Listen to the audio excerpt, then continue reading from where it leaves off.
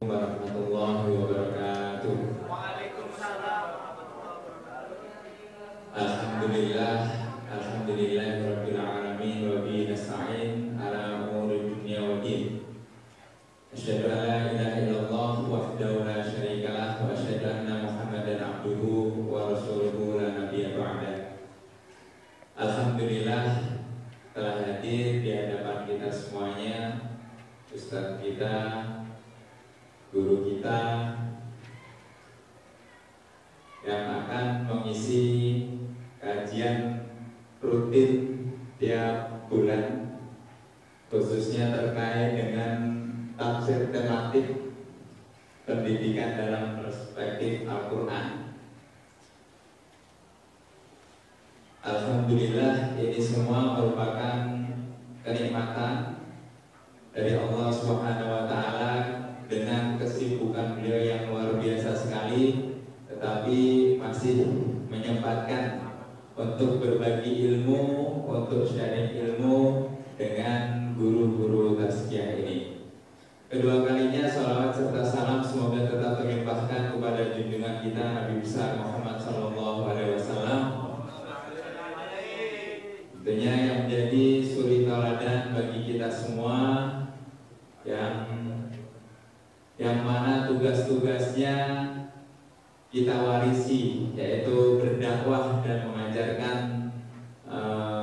agama Islam ini. Baik, untuk mempersingkat waktu karena nanti Ustaz Yahya juga harus mengisi di kampus, sehingga mungkin tidak bisa berlama-lama, maka kita harus menggunakan waktu yang sangat singkat ini dengan semaksimal mungkin, dengan seoptimal mungkin, dan apa yang disampaikan semoga bisa kita aplikasikan ke dalam kehidupan kita, khususnya di bidang pendidikan ini. Baik, waktu dan tempat kami persilahkan. Assalamualaikum warahmatullahi wabarakatuh. Alhamdulillah wassalatu wassalamu ala Rasulillah wa ala alihi wa ashabihi wa mawalah. Asyhadu an la ilaha illallah wahdahu la syarikalah la nabiyya ba'dah. Ikhwa fillah rahimakumullah, para asatidz yang dirahmati Allah Subhanahu wa taala, rekan-rekan semuanya. Pagi hari ini insyaallah kita mengkaji surat Al-Hujurat dan kemudian kita mencoba mengawinkan dengan tujuan dari pendidikan, karena ujung dari pendidikan adalah kita membentuk karakter anak didik kita, terutama nanti kita melihat bagaimana Islamic perspektif atau lebih tepatnya Quranic perspektif di dalam membuilding karakter. Oke, saya ingin ngawali dulu dari konsep apa yang beda antara etik sama atau moral atau manners dengan akhlak di dalam Islam. Kita ketahui bersama bahwa kalau kita menentukan baik dan buruk, benar dan salah, acuan kita adalah rasio kita, atau hari ini kita menyebut sebagai sains lah, logika scientific verification. 1 + 1 sama dengan 2, kita klaim itu sebagai kebenaran karena dia memenuhi standar saintifik. Oke. Tetapi kalau kita bicara tentang nilai, kita bicara tentang baik dan buruk, tentu saja sains tidak pada tempatnya sebagai standar. Karena sains tidak bicara tentang baik atau buruk, dia bicara benar dan salah. Baik dan buruk wilayahnya berada di luar sains. Kalau di luar agama, baik dan buruk itu kemudian ditundukkan kepada culture setempat. Karena itu maka setiap culture yang merupakan perwujudan dari cipta rasa dan hasil pola pikir masyarakat tentu saja akan berbeda dari satu daerah ke daerah yang lain.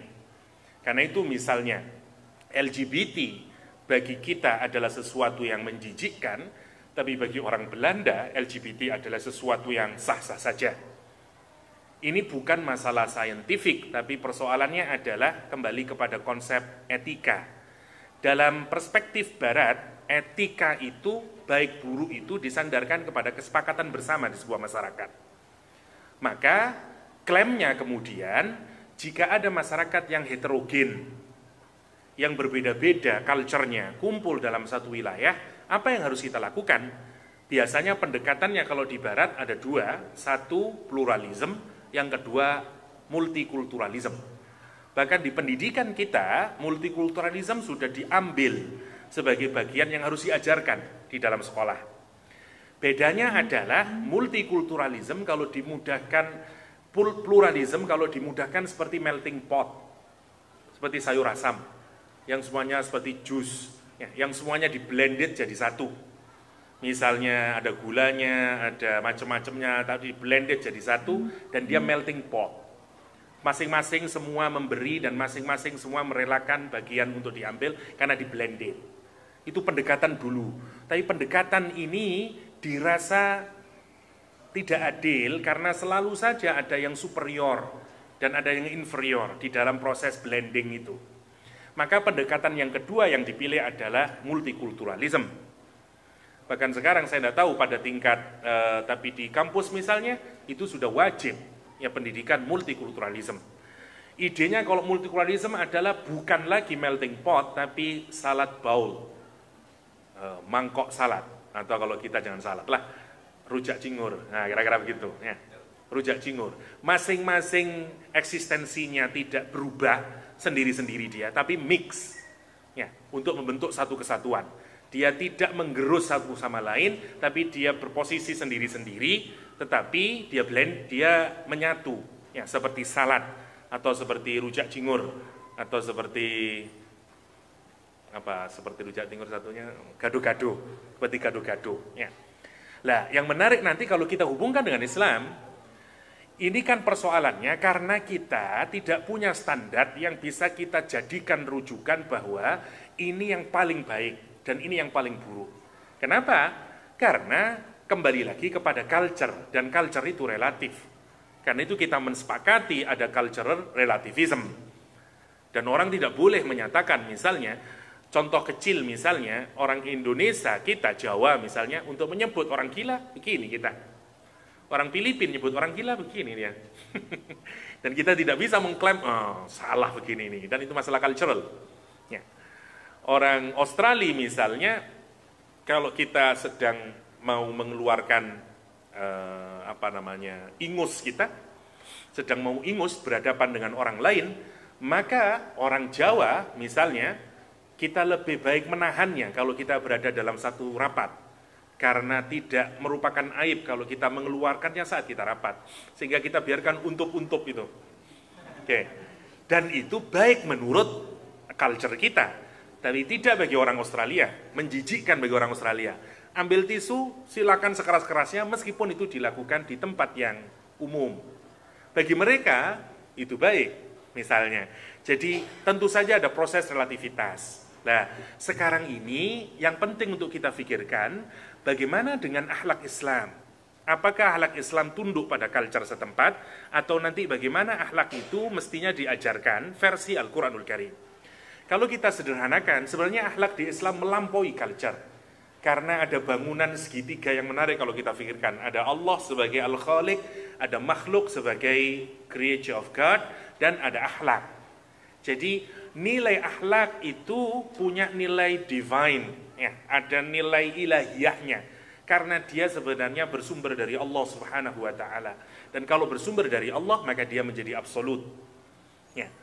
Dan tentu saja, meskipun dia absolut, meskipun orang Islam punya kesadaran bahwa baik dan buruk itu ada standarnya, yaitu ajaran Allah Subhanahu wa Ta'ala, tapi dalam konteks hidup kebersamaan, tentu kita tetap harus melakukan pola hidup multikultural, ya, karena ini bukan negara dengan satu kelompok manusia yang homogen seperti misalnya di Arab Saudi, ya.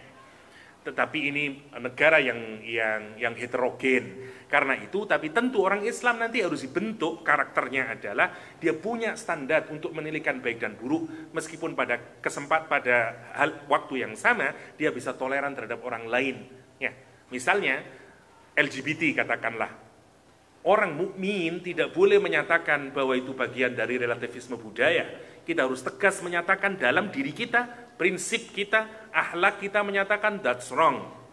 Dia salah. tidak bisa dibenarkan.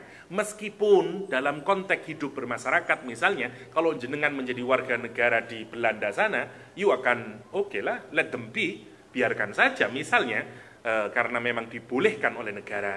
Oke. Jadi akhlak di dalam Islam ada kaitannya, dan karena itu cara pengajarannya juga berbeda. Kalau orang beretika dalam satu masyarakat dan dia memenuhi standar etika yang ada di masyarakat, maka dia akan diterima sebagai anggota masyarakat yang baik. Begitu juga kalau ada warga dalam sebuah culture atau masyarakat yang tidak memiliki etika yang disepakati oleh masyarakat, maka dia juga akan menjadi sampah di masyarakat. Demikian juga dengan akhlak. Kalau orang memiliki akhlak yang sesuai dengan standar Allah Subhanahu wa taala, maka dia akan dipuji oleh Allah. Wa innaka la'ala khuluqin azim. Rasulullah SAW sebagai contoh paripurnanya. Tapi demikian juga bagi orang yang tidak memiliki akhlak dengan standar yang diamini oleh Al-Quranul Karim, maka tentu saja dia hanya menjadi orang yang hina di mata Allah Subhanahu wa taala. Oke. Surat Al-Hujurat mengajarkan kita tentang bagaimana kita membuilding karakter. Bagi siapa? Bagi siapapun saja. Ustadzahnya, ustadznya, muridnya, anak didiknya, ini semuanya. Karena kita harus mengikuti bagaimana Al-Hujurat membimbing kita membentuk karakter kita. Yang menarik kalau kita buka surat Al-Hujurat, ada 5 kata ya ayyuhalladzina amanu, ya ayyuhalladzina amanu, ya ayyuhalladzina amanu. Setelah itu baru ya ayyuhan nas. Ini menarik karena Al-Quran nanti membingkai dan membuat rumusan bagaimana membentuk akhlak. Yang pertama nanti bagaimana kita dikasih landasan bagaimana berakhlak kepada Allah SWT atau berakhlak kepada agama ini sendiri. Nanti baru kemudian berakhlak kepada Rasulullah SAW, baru kemudian berakhlak kepada orang-orang yang fasik di dalam membawa berita, bagaimana kita nanti menyikapi berita hoax dan segala macamnya. Setelah itu baru akhlak dengan orang-orang mukmin yang hadir face to face, dan kemudian kita berakhlak dengan sesama orang muslim yang gaib, yang inabsen. Jadi nanti kita petakan menjadi 5 bagian akhlak itu, dan setelah itu baru akhlak yang lebih luas dengan sesama umat manusia, karena nanti Allah menggunakan kata ya ayyuhan nas. Dan ini harus urutan kita mengajarkannya. Karena itu kalau kita bawa ke pendidikan, mana yang harus saya dahulukan dalam membentuk karakter seorang anak? Tentu saja adalah akhlak ma'allah. Baru setelah itu kepada Nabi, baru setelah itu nanti urut kepada orang mukmin dan segalanya, dan makin mekar. Kenapa? Karena nanti kalau orang berakhlak kepada sesama orang lain, termasuk kepada orang mukmin atau non mukmin, itu dia tidak saja sedang melakukan hubungan baik dengan manusia, tapi sesungguhnya dia sedang mengimplementasikan kecintaannya dan ketaatannya kepada Allah Subhanahu wa taala. Karena itu dimensi perbuatannya kemudian tidak hanya berdampak kebaikan kepada masyarakatnya, tapi menjadi punya nilai ilahiyah, karena dia nanti akan mendapatkan pahala di sisi Allah Subhanahu wa taala. Itu konsep dasarnya. Oke, kita langsung saja ke ayat yang pertama. Saya mohon maaf tidak bisa terlalu panjang. Bismillahirrahmanirrahim. Ya ayyuhalladzina amanu la tuqaddimu baina yadayillahi wa rasulihi wattaqullaha innallaha sami'un alim. Kata Allah SWT. Ayat ini dibuka dengan nida ya ayyuhalladzina amanu. Dulu pernah kita bahas, Allah ingin menunjukkan bahwa kalau Allah memanggil mukminun untuk menunjukkan sesuatu yang sudah firm, sehingga imannya katakanlah dia lebih tidak berubah, firm dia sudah. Tapi kalau ya ayyuhalladzina amanu dia masih fluctuate, ya. Kadang oke, kadang dan segala macamnya. Itu semua yang dipanggil. Kenapa? Karena memang kita disuruh untuk memperbaiki diri. Kalau misalnya Allah mengambil ya ayyuhal mu'minun misalnya, tidak akan diperintah lagi karena dia sudah firm, sudah baik imannya. Dan yang menarik nanti akhlak berkorelasi dengan iman. Karena itu yang disuruh berakhlak orang yang beriman. Menarik ya. Itu juga yang berbeda. Kalau kita bicara etik, tidak jadi persoalan iman itu. Karena itu akhlak harus muncul setelah ada iman. Makanya menjadi make sense kalau akhlak diajarkan kepada orang yang sudah beriman. Kenapa? Karena start akhlak di dalam Al-Quran adalah dia berakhlak kepada Allah Subhanahu wa taala. Bagaimana kita akan mengajari orang akhlak kepada Allah kalau dia belum memiliki iman? Tapi bagi etika misalnya, orang tidak perlu beriman kepada Allah Subhanahu wa taala untuk bisa dia beretika secara baik. Karena itu kita bisa mendapati Ustaz, orangnya itu ateis tapi baik sikapnya, etik, tidak akhlak. Maka dalam pandangan Allah dia belum berakhlak. Oke. Kita lihat ya ayyuhalladzina amanu, wahai orang-orang yang beriman, la tuqaddimu baina yadayillahi wa rasulih. Janganlah kamu mendahulukan, dikasih titik-titik. Ya, maf'ulnya tidak dikasih. Menarik kalau kita perhatikan. Mestinya kan dikasih tuqaddimu apa ini? Tapi enggak, cuman janganlah kamu put yourself forward, ya. Jangan kamu mendahului. Persoalannya mendahulukan apa? Dan dikasih blank sama Allah. Janganlah kalian mendahulukan blank baina yadayillah wa rasulih. Sesuatu yang diblankkan, ya. Kalau ada fi'il muta'addi yang dikasih blank, maf'ul bihnya tidak disebut, maka tawassuq fil makna, prinsipnya. Maka dia boleh apa saja di dalamnya. Kecuali kalau kita misalnya itu, jangan kamu mendahulukan apa, maka dia menjadi tertentu, menjadi limited kemudian. Prinsip dasarnya kalau tidak disebutkan objeknya, maka jadi luas. Apa saja, karena itu para ulama tafsir menyatakan qaulan wa fi'lan, sebenarnya apa saja, perasaan kita, pikiran kita, asumsi kita, semuanya.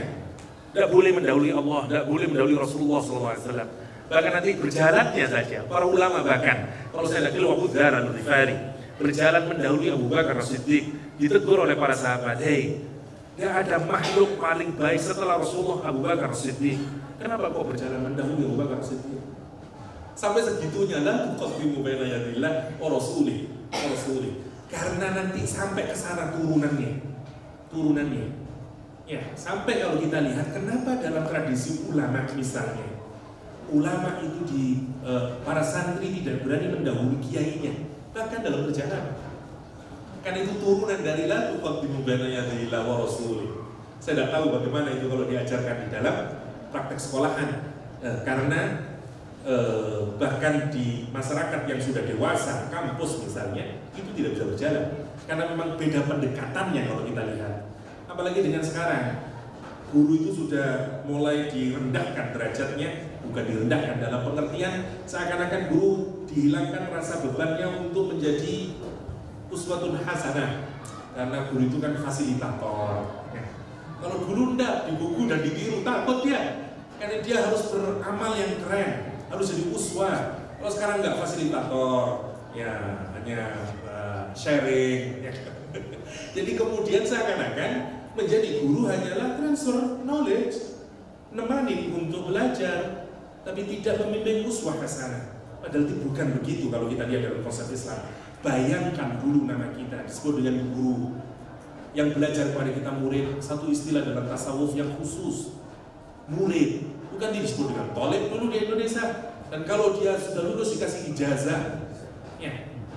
Sama kalau dalam ilmu hadis atau dalam kajian dulu, kalau orang itu dinyatakan layak secara keilmuan dan akhlak, dan dia boleh pass on, boleh terus meneruskan ilmu, karena saya percaya sama kamu, you trustworthy, good, kamu pinter orangnya, akhlaknya baik, silakan ajarkan ilmu yang telah saya ajarkan.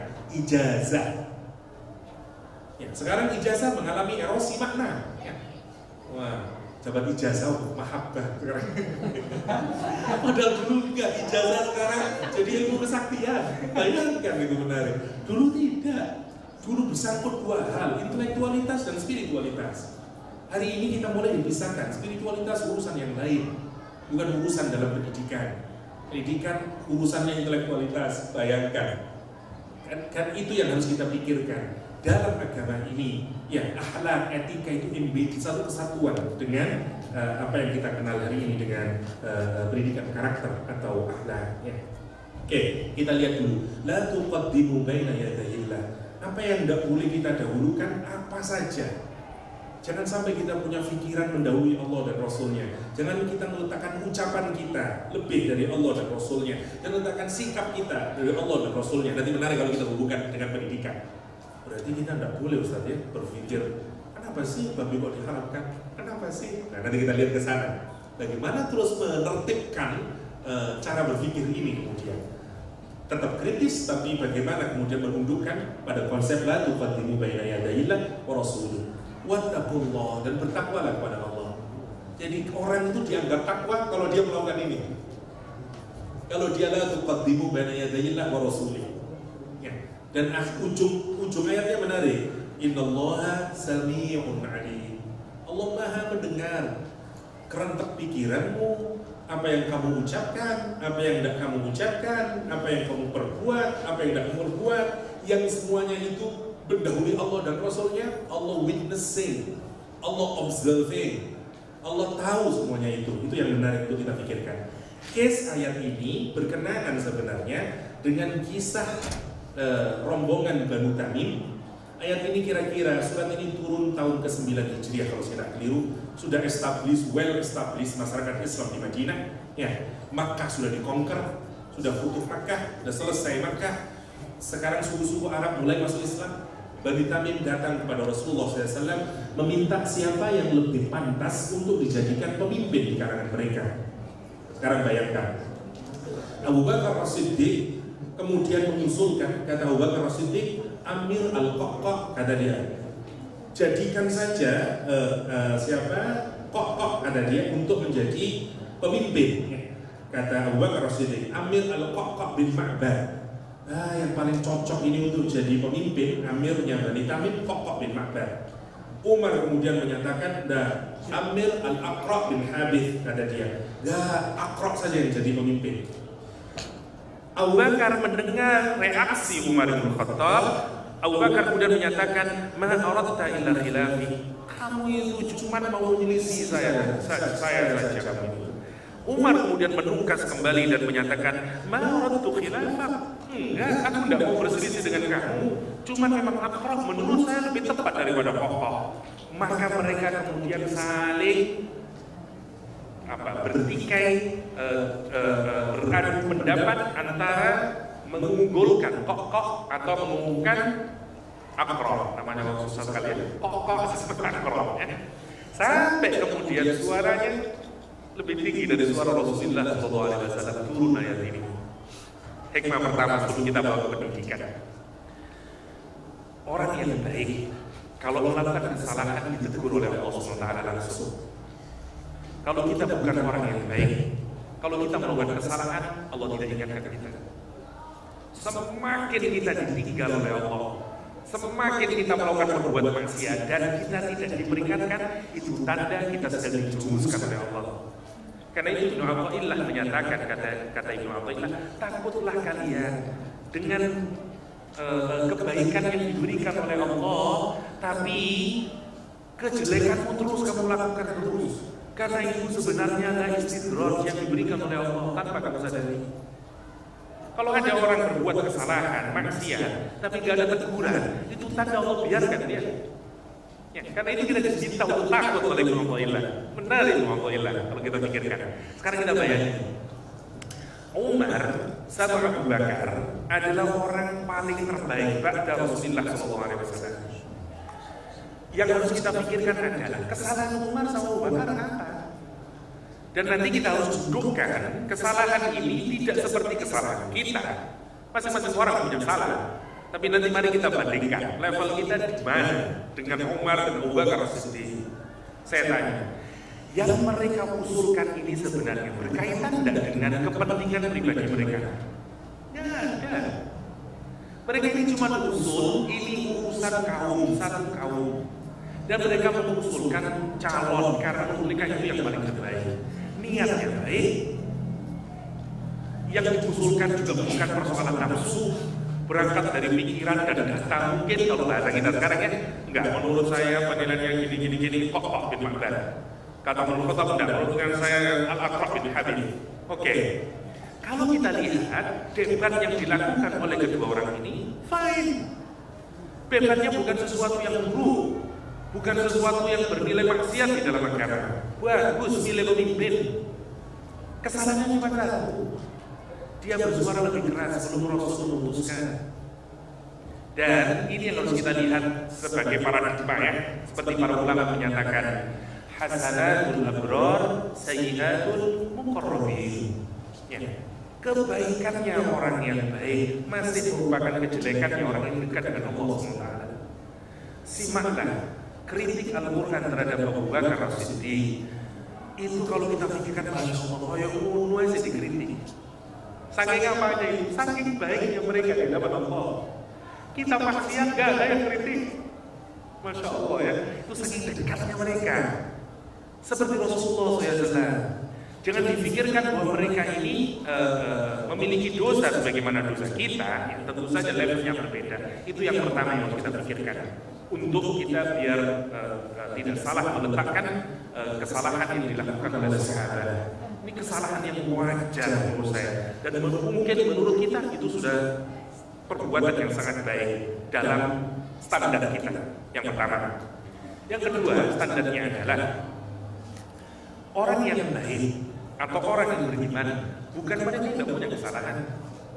Lihat, Umar sama Abu Bakar radhiyallahu anhu, dua-duanya masih dipanggil Allah dengan ya ayyuhalladzina amanu. Yang menarik, yang kedua, garanti Abu Bakar sama Umar punya iman Al-Qur'anul Karim. Kita klaim Tuhan iman, tapi nanti di mata Allah punya iman atau tidak belum tentu. Kalau Abu Bakar As-Siddiq, hatta kesalahannya itu Quran menjustifikasi hatta insananya punya iman. Allah nggak, kalau kita pikirin itu malu kita ini ya. Kita iman kita saja belum ada garanti ya. Maksudnya garanti firm you punya iman. Belum tahu. Kita ini kan struggle sebenarnya masih dalam proses kita beriman kepada Allah SWT. Tapi tidak Abu Bakar dan Umar. Hatta mereka melakukan kesalahan, Allah masih memanggil mesra mereka ya ayyuhalladzina amanu. Ya ayyuhalladzina amanu. Ya. Meskipun tentu saja ayat ini harus kita baca secara umum lafaz, ya lafaz yang umum tentu saja. Karena ibrahnya dari umumnya lafaz, bukan dari kasuistisnya sebab, ya. Seperti pada ayat ini. Karena itu rumus yang kedua adalah orang yang baik bukan orang yang tidak punya salah. Tapi dia yang salah, tapi dia mau memperbaiki diri. Itu yang penting untuk kita pahami. Termasuk saat kita membuilding karakter buat anak didik kita. Itu yang pertama. Ya, la tuqaddimu baina yadayillah wa rasulih. Yang pertama yang harus kita pikirkan, maka pendidikan yang paling awal kalau kita mau membuilding pendidikan karakter pada anak adalah pastikan anak punya kesadaran bahwa Allah dan Rasulnya final. Gak boleh ada keraguan, gak boleh ada tanda tanya, gak boleh ada pertanyaan lagi. Final, firm, yakin, dan dia harus terima itu sebagai kebajikan paling final. Maka gak boleh dia misalnya pikirannya mendahului apa yang sudah diputuskan oleh Allah, sikapnya mendahului apa yang diputuskan oleh Allah, perasaannya mendahului apa yang diputuskan oleh Allah. Saya kasih contoh menarik, putranya M.A. Najib. Cerita saat dia ateis, menurut saya ini cukup relevan untuk konteks kita hari ini. Kata dia pernah jadi ateis waktu di Kanada. Awalnya karena pikiran yang menarik, pikirannya adalah bahwa setan itu juga melakukan reproduksi. Maka dia beranak pinak. Dan semua keturunan setan juga masuk neraka. Pertanyaannya kata dia, kalau setan itu punya anak setengah menit atau setengah detik sebelum kiamat, apakah anaknya setan masuk neraka? Jawabannya masuk neraka, karena setan semuanya masuk neraka. Wah, ada neraka ini. Wong dia belum melakukan kesalahan, baru lahir setengah menit terus kiamat. Ya tentu ini asumsi, ya asumsi. Kita nggak tahu dunia persetanan, ya. Tapi asumsinya adalah lahir mati, lahir kiamat. Kalau itu masuk neraka pada benar, maka kesimpulannya kata sastra agama itu sebenarnya akal-akalannya Muhammad. Dia memang jenius, tapi kita dibawa ke situ karena percaya sama agama. Dia memutuskan jadi ateis. Jadi gelandangan di Kanada, tidur sembarangan, akhirnya kedinginan, dia mikir kenapa saya tidak masuk masjid ya? Tidur masjid kan gratis. Lari dia ke masjid. Ada sunset di masjid yang hijau. Setelah berhari-hari di masjid, dia memendam pertanyaan kepada sunset, karena pertanyaan itu akan ditanya kepada sunset. Jawabannya menarik, kata si Syekh, oke. Dia ketawa ketika ditanyain, kalau anak setannya itu nanti masuk mana? Kata dia, memangnya kamu tahu bagaimana cara setan bereproduksi? Bukankah makhluk di dunia ini punya cara reproduksi yang berbeda-beda? Kamu kira setan itu melakukan hubungan suami istri, terus hamil 9 bulan, terus lahir gitu? Bagaimana kalau setan misalnya seperti amuba yang membelah diri? Kalau dia membelah diri, belahannya setan sudah otomatis karakternya setan. Jadi begitu lahir sama dia, dan karena itu dia juga memang hak untuk masuk ke neraka. Dia pikir, iya juga ya. Kata dia, Sabra kemudian berkesimpulan, menurut saya benar kesimpulannya Sabra. Kata Sabra kesimpulannya adalah, yang membuat saya ateis adalah justru kebodohan saya sendiri. Terlalu cepatnya saya mengambil kesimpulan. Yang dalam bahasa Al-Hujurat, dia tuqaddimu baina yadayillah wa rasulih. Dia lebih mendahului. Nah, itu yang menjadi soal sekarang. Kalau di dunia pendidikan, kita ini harus menjadikan anak didik kita. Kalau sudah ketemu Quran, ketemu hadis, kalau dia sudah Allah Ta'ala, qala Rasul, dan oke, give up. Oke, accept it. Meskipun dia bilang apa ke Allah, oke, accept it. Nah, pertanyaannya adalah di mana ruang kita melakukan kritik? Di mana kita kemudian, anak didik kita kemudian bersifat kritis, karena kritik itu juga bagian dari cara kita mendapatkan pengetahuan. Kalau kita perhatikan Al-Quran Karim, Nabi Muhammad, Nabi Ibrahim juga kritis. Nabi Ibrahim juga bertanya kepada Allah bagaimana menghidupkan orang mati. Ya, tetapi pertanyaan Nabi Ibrahim bukan untuk, pertanyaannya itu bukan di sini. Pertanyaannya di sini. Karena yang di sini tidak ada kegoyahan sama sekali bahwa orang mati dibangkitkan oleh Allah SWT nanti. Tidak ada keraguan sama sekali di sini. Tidak ada tuqaddimu baina yadayillah wa rasulih. Cuma di sini saja. Gimana ya? Caranya apa ya? Silakan kalau itu. Ya. Para ulama menyebut sebagai keraguan yang suci kalau kayak begitu. Karena tujuannya untuk litatma'inna qalbi. Karena untuk membuat hati ini tumanninah.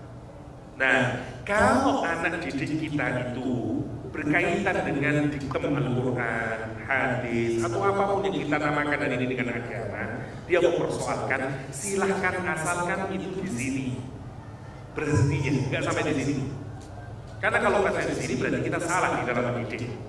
Karena mestinya sudah ada pertanyaan tentang kenapa ya babi diharamkan, bukan di sini, di situ, cuma di sini. Saya kepingin tahu saja kenapa. Silakan kalau gitu cari alasannya, cari segala macamnya. Tapi tidak ada keraguan sedikit pun di sini bahwa babi itu diharamkan oleh Allah SWT. Itu maksudnya. Baik pikiran kita, baik sikap kita, baik perasaan kita terhadap apapun saja. Karena saya yakin nanti zaman makin ke depan orang akan digoda dengan itu. Fitnah iman, ya, fitnah iman. Sebagaimana di dalam surat Al-Kahfi yang diletakkan oleh Allah pertama kali. Dan karena pasti kita akan digiring ke sana, pasti akan digiring ke sana. Terutama anak-anak kita berhadapan dengan fitnah informasi yang segala macamnya, kita akan digiring ke sana kemudian pelan-pelan. Nah, itu yang harus dulu kalau kita membuat akhlak. Karakternya, sikap dia kepada Allah. Ya, tidak ada lagi dia meragukan Allah Al-Hakim, ya, Allah Al-Alim. Allah semuanya sudah selesai di situ dia. Jadi kalau ada apapun dalam urusan agama, hatinya tidak berubah. Hatinya tidak berubah. Kalaupun dia mempertanyakan, itu urusan di sini karena fungsinya untuk menguatkan hati. Ya. Kenapa kita ini disuruh ngaji Quran terus? Kenapa kita ini disuruh majelis taklim terus? Fungsinya bukan berarti kita kita tidak percaya sama Al-Quran. Justru karena kita percaya sama Al-Quran, fungsinya adalah karena nanti liyazadu imanan ma'a imanihim, karena nanti meningkatkan iman kita terus kayak begitu. Karena informasi yang baru yang masuk di otak kita membuat firm lagi iman. Itu maksudnya. Kalau itu yang kita didik pada anak, tidak jadi soal. Karena itu bukan la tuqaddimu baina yadayillah wa rasulih. La tuqaddimu baina yadayillah wa rasulih. Itu secara umum akhlak yang pertama kali harus kita tanamkan kepada anak didik kita. Ya. Letakkan agama ini sesuatu yang sudah final bagi dia. yang sudah final bagi dia, yang kalau dia mendapati qala Allah qala Rasul dia salah.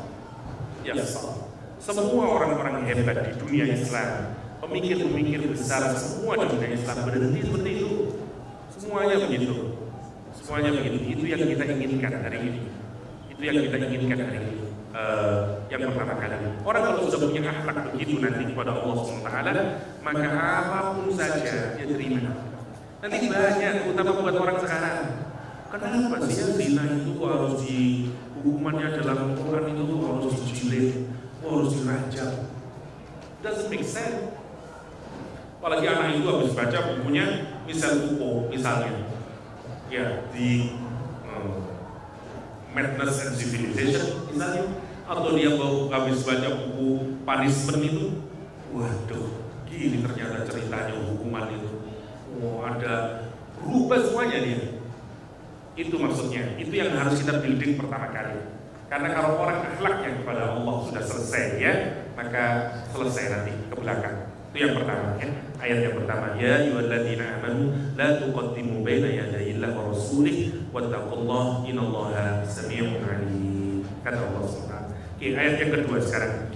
Ya ayyuhalladzina amanu la tarfa'u aswatakum fawqa sawtin nabi wa la tajharu bil qawli kajahri ba'dikum li ba'd an tahbata a'malukum wa antum la tash'urun. Sekarang yang kedua, akhlak kepada Rasul. Kalau yang tadi secara general, terutama akhlak kepada Allah Subhanahu wa Ta'ala sebagai sumber ya nanti lahirnya akhlak, karena Al-Khaliq beliau dari Allah Subhanahu wa Ta'ala. Nanti sekarang kepada Rasul, sekarang gimana akhlak kita kepada Rasul. Dan ini penting. Yang kedua, akhlak kepada Rasulullah SAW. Wahai orang-orang yang beriman, kata Allah SWT, la tarfa'u, janganlah kamu meninggikan aswatakum fawqa sautin nabi, suaramu di atas suara Rasulullah SAW. Ini juga banyak. Sebenarnya ada 6 asbab nuzul, ayat 1 dan 2 ini backgroundnya. Kita ambil satu sama juga didudukan kepada yang tadi juga, kisahnya Abu Bakar sama Umar tadi. Karena itu semenjak itu Umar menyatakan, aku tidak pernah lagi meninggikan suaraku setiap aku berbicara kepada Rasulullah SAW. Sampai Rasulullah itu mengulangi kalau Umar ngomong. Sampai Rasulullah Obama saking kalem nih oleh Allah, saking halusnya dia ngomong. Masya Allah kita pikirnya, omongan ternyata menjadi adab pertama kali dalam agama kita. Ya, cara kita terutama berinteraksi dengan guru, itu yang harus kita didikkan. Karena dari sana nanti semua omongan jelek muncul. Makanya nanti kalau kita perhatikan, semua akhlak yang baik diawali pertama semuanya urusan verbal etika yang bisa kita dengan lidah, dhon, mulai nanti riba dan segala macamnya itu semua yang urusan dengan di sini. Latihannya dari apa? Startnya dari bicara tidak emosional, ya. Harus ditahan. Sebagaimana dalam bahasa ini Umar bahkan kemudian tidak pernah lagi semenjak ayat ini turun, Umar tidak pernah lagi bersuara keras. Dia kalau berbicara dengan Nabi dia kalem. Nabi sampai suruh mengulang lagi, apa Umar, Masya Allah kalau kita pikirkan. Padahal kalau kita renungkan, siapanya Umar bin Khattab? Ya, besarnya dia mertuanya Rasulullah SAW, temannya, bisa sebegitunya akhlaknya kepada Rasulullah SAW. Itu yang pertama. Oke, sekarang kita lihat azab nuzulnya juga berkenaan dengan seorang sahabat Nabi yang bernama Thabit bin Qais. Kita ketahui Thabit bin Qais ada sedikit masalah dengan telinganya, sehingga kalau dia bicara suaranya keras. Maka begitu turun ayat ini, yang paling terpukul adalah Thabit bin Qais. Karena menurut dia, nggak lain ayat ini turun berkenaan dengan diriku. Karena tidak ada di Madinah ini kalau ngomong yang lebih keras daripada aku. Orang kalau sedikit punya masalah dengan telinga, suaranya akan keras. Kalau tidak percaya, silakan pakai earphone. Kemudian orang nanyain, "Mbak, apa kabar?" "Opo," gitu, keras ya. Keras karena tertutup. Ya, tutup dia. Oke, sama dengan Thabit bin Qais. Thabit kemudian nangis, dia bilang sama istrinya, "Tutup, aku masuk kamar nangis, tutup aja udah, dikunci aja dari luar.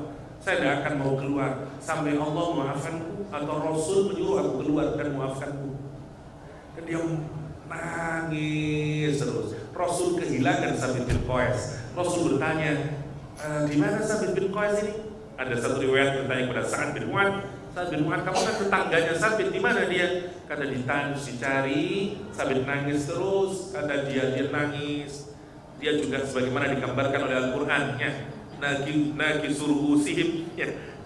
Kalau Al-Quran menyatakan walau tara idil mujrimun nagi suruh usihim, benar ya, orang nanti yang perlu maksiat digambarkan dalam Al-Quranul Karim saat dia berhadapan dengan Allah SWT, dan di depannya dia sudah lihat kemana tujuan akhirnya, yaitu ke nerakanya Allah. Allah menggambarkan al-mujrimun yang terus melakukan maksiat di dunia nanti nagisu ru'usihim. Kalimatnya menarik, bikin isim fa'il. Dia terus gini. Sebenarnya turning upside down, sesuatu yang atas ini kemudian dibalik, namanya nagisu. Dia ini dulu begini terus ya, orang yang sombong. Tapi begitu dia nanti di akhirat, terus ya, berapa kali terus kalimatnya karena menggunakan nagisu, terus gini dia sampai tidak pernah doa sama sekali. Dan ada kalimat yang menarik, itu di hadapan Allah inda rabbihim. Kemudian dia berkata, kalimatnya menarik, Rabbana absarna wa sami'na farji'na na'mal salihan inna muqinun. Kalimatnya tidak lumrah dalam Al-Quran. Biasanya dalam Al-Quran itu sami'na wa absarna, ya, inna sam'a wal basar. Ini tidak kalimatnya absarna wa sami'na. Ngelihat dulu baru mendengar. Silakan perhatikan di Quran, rata-rata mendengar dulu baru melihat. Bahkan Quran nanti kita tanggung jawab, inna sam'a wal basara wal fu'ad.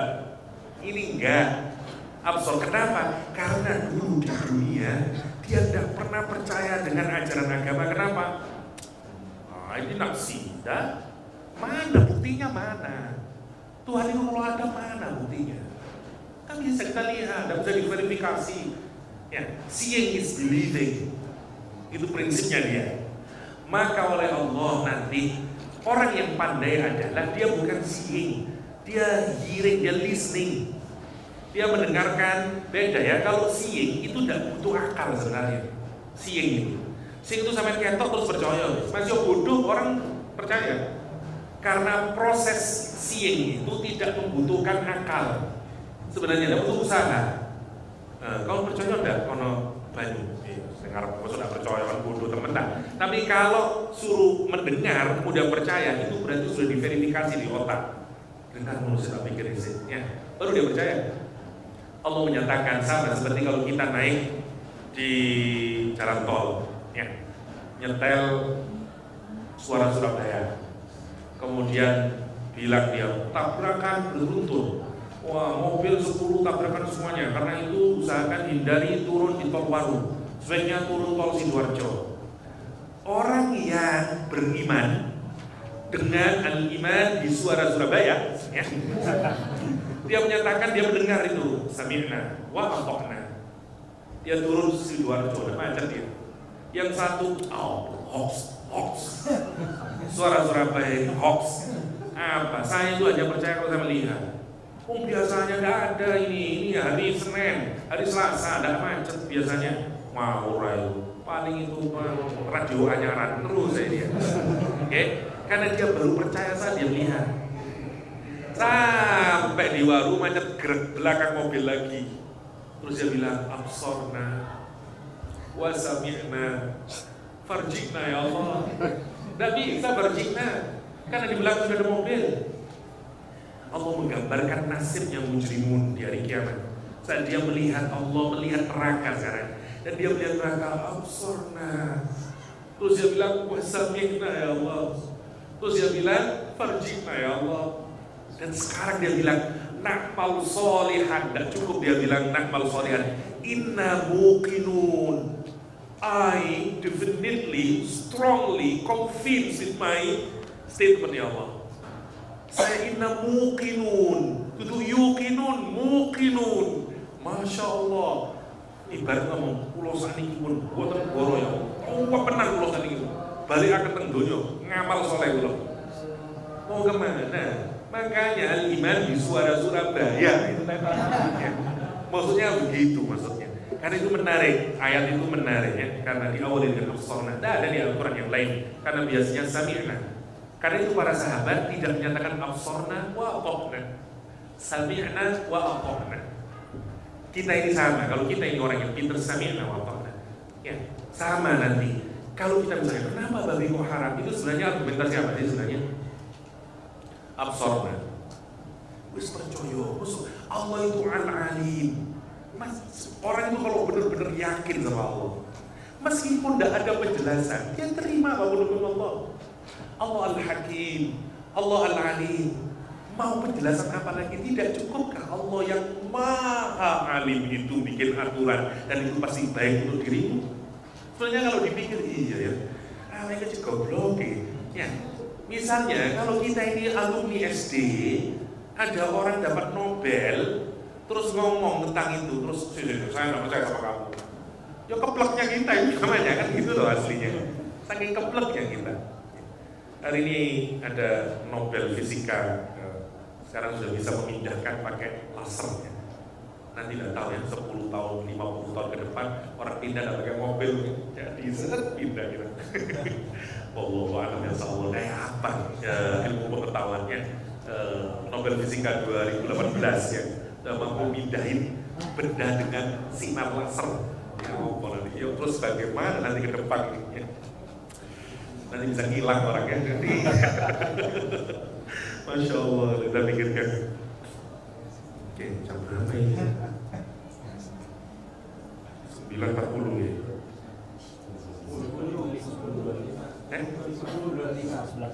Sampun ya. Saya kepinginnya lama, cuman ngapunten tadi sudah dibilangin Pak jangan sampai telat 10.30 loh Pak, karena ada seminar saya ngisi. Ini pasti telat sudah, tidak apa-apa lah 15 menit tolerable ya. Jadi kita lanjutkan insya Allah di pertemuan mendatang. Tapi singkatnya adalah kita masih di sampai la tarfa'u aswatakum fawqa sautin nabi. Sabit bin Qais tadi kemudian menyatakan ana min ahli nar, saya pasti ahli neraka. Kemudian Nabi diberitahu bahwa Sabit bin Qais mengurung dirinya di dalam kamarnya karena ayat ini disangka oleh Sabit turun berkenaan dengan dirinya dan dia di neraka. Kemudian Rasulullah menyuruh sahabatnya menyatakan katakan sama dia kata dia lasta min ahlin nar ya, bal anta min ahlil jannah, kamu bukan termasuk ahli neraka akan tapi kamu termasuk ahli surga Allah Subhanahu wa taala. Kita masih di satu stage pertama, bagaimana building Muslim karakter atau Quranic karakter kepada anak didik kita. Insya Allah kita lanjutkan di pertemuan mendatang. Sekali lagi saya mohon maaf, maksud hati mengeluk bulan kan, tapi bulannya terlalu jauh jadi tidak bisa ya. Itu saja. Dan Allah ya ajma'in. Sallallahu ala nabiyyina Muhammadin wa alihi wasallam. Wa akhiru da'wana alhamdulillahi rabbil alamin. Wassalamualaikum warahmatullahi wabarakatuh. Waalaikumsalam warahmatullahi wabarakatuh.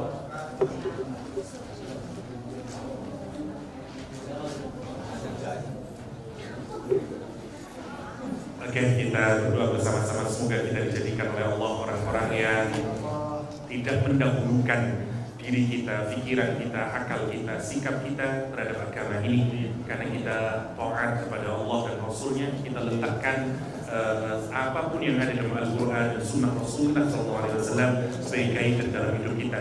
Tidak saja menggait hati kita, tapi menggait otak kita dan sikap kita. Amin Allahumma amin. Allahumma salli ala Sayyidina Muhammad wa ala ali Muhammad wa alhamdulillah rabbil alamin.